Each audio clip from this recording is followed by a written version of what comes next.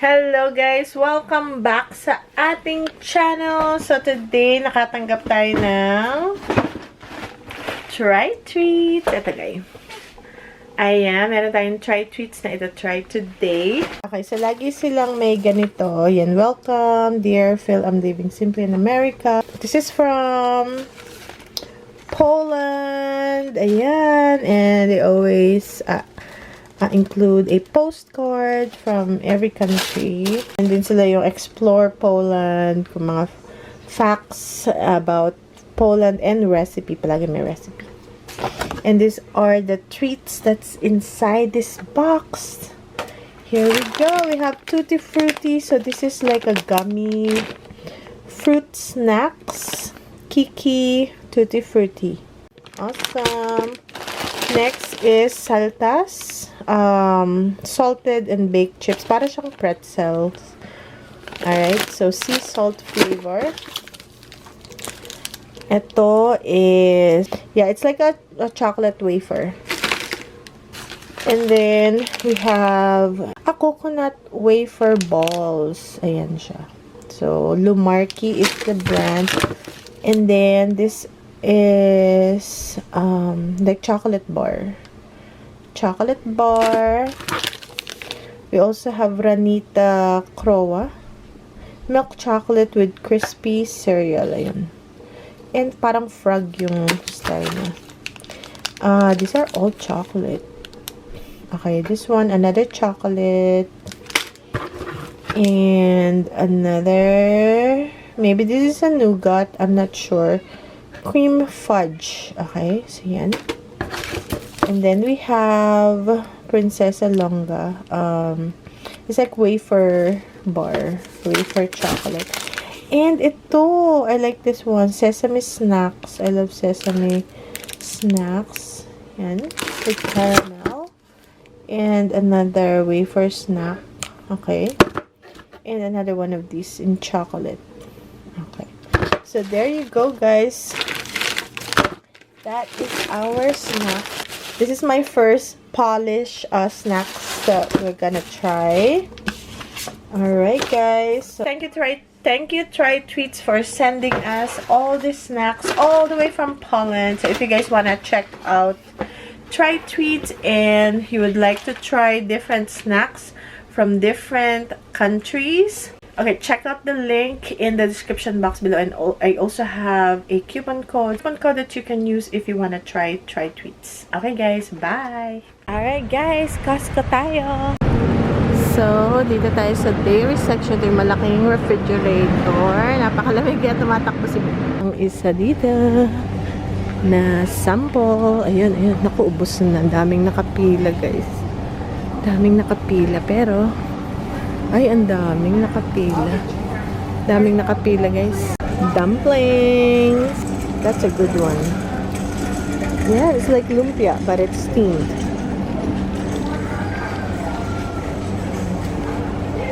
Ihikan kasi ito.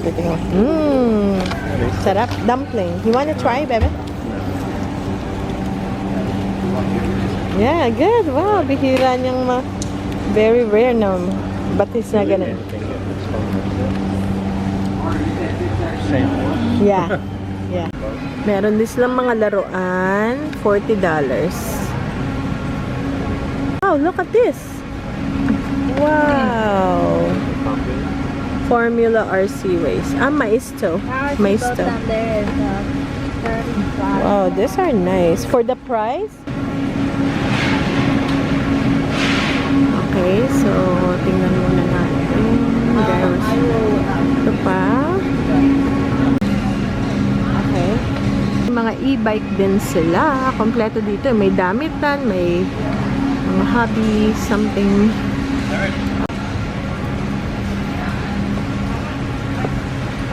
Grabe ang beef. Ang mahal ng beef. Ang mahal ng beef. Ang mahal ng beef. Beef, beef. 210 guys. 110. Magkano yun? Ito 12,000? No. 11,000 pesos. Isang ganito. Ang mahal ng beef. Ang mahal guys ng beef. Ang mahal ng beef. O, dito tayo sa gulayan. At sa prutasan, lemon. Okay. Hindi muna tayo mag-lemon.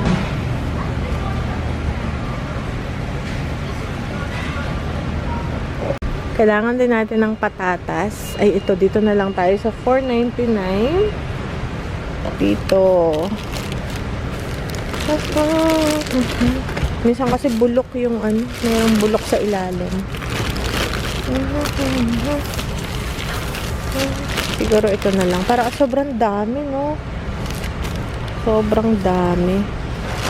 Okay, ito na lang pa tayo. Ay, meron pa pala dito. Kumuha rin tayo ng napakalaking watermelon.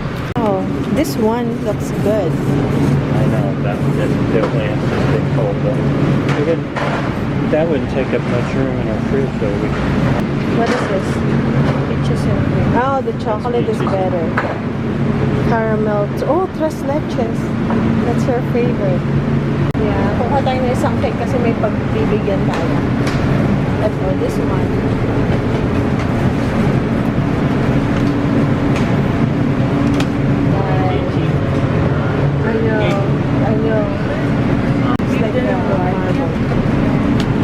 Rotisserie chicken. Ayun. Ito na siya ngayon. Ang ayoko lang nasa plastic siya pero wala tayong magagawa. Garlic seasoned party wings. Magkano to? Per pound. At $21 pala pa. Yung kanilang salad. Yung mga prepared na lulutuin na lang sa bahay. Ito naman iinit. Yummy. Ito, oh. Ito may season na. Saka tayo ng sour cream. Ay, mali. Cottage cheese pa na ito dito. Kasi mura-mura. Ay, ang heavy whipping cream is $3.99. Where's yung sour cream? Nagulat ako. Heavy whipped cream. Okay, walang price yung sour cream. Ay, ito pala $5.49. Mura na to, guys. Mura na yan. Mahal kasi to sa store.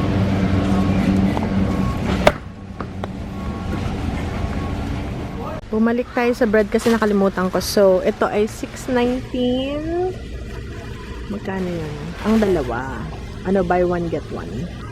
$6.19. So, that's pretty good. Yeah. So, yan yung ating napamili. Flowers din. Ayan, ang gaganda ng mga flowers. Pang regalo. Yun na. At pagtagal natin dito, pagdami ng ating mabibitbit. Alright, let's go. I'm sorry. Alright. Hello guys! So, nakarating na kami. And, tingnan natin yung ating nabili. So, una muna itong pack 1. 6 something to. $6. So, mga 350 pesos. Naglinis kasi kami. Tumulong kami ng paglilinis. Parang nag-volunteer. So, kaya kami napapunta. And then, tomorrow naman meron tayong pupuntahan na parang may gathering. So, magdadala tayo ng cake. Ito guys. Kulang. Alright guys. So, yan. So, ito munang cake. Mga frozen goods. Ayan. Kasi guys, ang init ngayon. Tapos, gluten-free na chicken para sa akin. Also, fish sticks. Ayan. Nakalimutan ko na yung mga price, guys. So, sa Costco to. At pwede rin naman silang kumain nun. Like. Tapos, pagkatapos nito, maglilinis naman tayo. Meron tayong tutulong din tayo paglinis. Tapos, ito yung, ano ng asawa ko, pizza. And then, we have uncured. Ito yung sa sandwich kasi Sunday meron kaming pupuntahan. And then, eggs. Lagyan agad natin sa fridge kasi mainit na yun. So, i-freeze ka agad natin. Is yung gluten-free na aking bread. Tapos, yung binili ko sa Instacart, diba, umo-order tayo sa online. Nasira siya ng bulok. Ito siya. Tingnan guys. Parang mahigit 1 week ba? Ito guys, hindi ko alam. Since sa Costco naman, anytime, pwede mo siyang isole. Pero, nung kakainin ko to yesterday, tingnan niyo guys, moldy na. So, ang Costco is meron siyang 100% guarantee. return policy. So, sinabi ko kanina dun sa empleyado. So, sinabi ko dun sa return desk, nasabi ko meron akong isasole kasi nga nag-mold na pero hindi ko nadala. Sabi nila i-freeze ko daw tapos daling ko next time. So pwede siyang isole guys kasi dapat hindi pa naman siya expiration, hindi pa expired pero ganun talaga pag gluten free item. So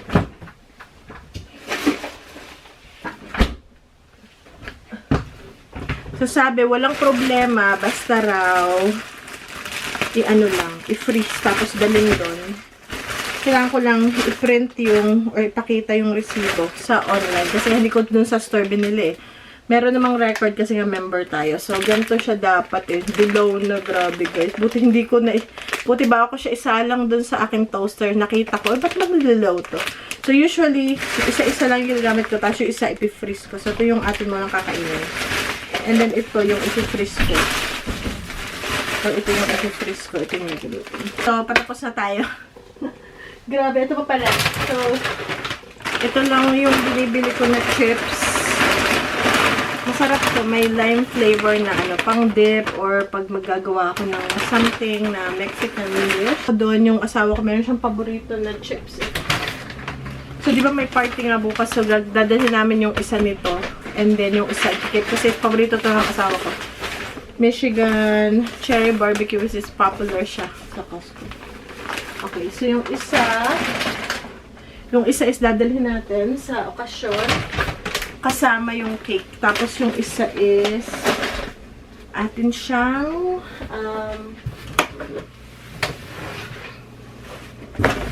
dito sa bahay yung isa.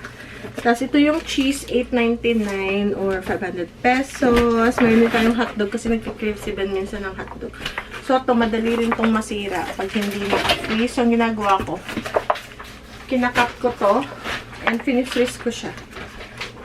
Okay. So, ayan. So, fini-freeze ko yung hotdog. Isa lang yung ilalabas ko. Lagay na natin. Meron tayo nitong, napipit na. Stadium na hotdog buns. So, kahapon nagpunta kami sa may game dito, football, baseball. And gusto lang pumunta ng mga bata ng bago bilang hotdog. So, bilang ko sila ng hotdog. Ang mahal pa $3 isa. Samantala yun. Mura lang pagka ginawa mo sa bahay. So, yan. Bumili rin ako ng ito. Chicken legs lang kasi mas mura ang chicken legs. $10 lang ito guys. Itong tatlo na. Diba pumupunta pa tayo sa Trader Joe's para bumili. Pero mas mura pa rin sa Trader Joe's. Pero to, okay. So, tatlo kasi to. So, atin siyang hihiwain. Nakaano siya, vacuum pack. Buti malamig pa.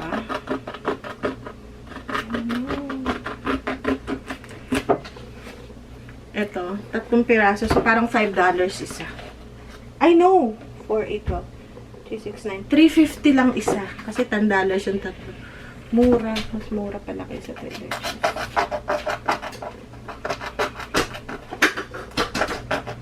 Okay. Yan. Kasi nakaano siya, trip. Nakatatlo siyang.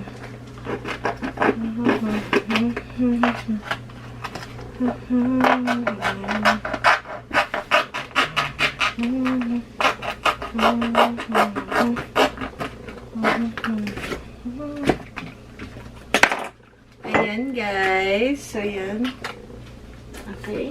And, also, meron din tayong sour cream, which is $5.50 lang. Mura na yun. Kasi, sa store, $5, pero maliit. So, ito, guys. Alright. So, naipasok na natin yung ating mga malalamig. Ay, ito pa pala. Meron din tayong milk. Mahal na, no? Halos $12. Pero mura pa rin kasi parang 4 lang ang isa. 3 milk. Okay. Right po. May bigas na tayo finally. Dapat nagsaing muna ako kasi maglilinis kami today. Ayan. So, 3 ganitong karton. 11, sabihin natin $12, parang $4 or 200. 30 pesos ang isa. Nitong half gallon ba ito? Half gallon. And then, meron din tayong bread, which is $6 tong dalawa. Kasi parang buy one, get one siya. And pwede kang mag-choose ng different flavors. Flavors. Different, ano, basta. And then, of course, patatas. $4 something lang to. And meron din tayo nito kasi sa Sunday kailangan natin siya. And also, itong ramen. Nag-crave kasi ako sa ako na yung magagawa ng ramen. Ito, mura lang to. $10. 6 na cans. And then to, sale siya. And then, jalapeno. Ito yung paborito namin. Okay, guys. See you later. Yun lang ating... Ay, meron pa palang bigas. Siyempre, ating bigas, basmati rice. And then, bath tissue, $20 something. So, yun lang, guys. And ito pa pala, cereal, blueberry crunch. Alright, guys. See ya!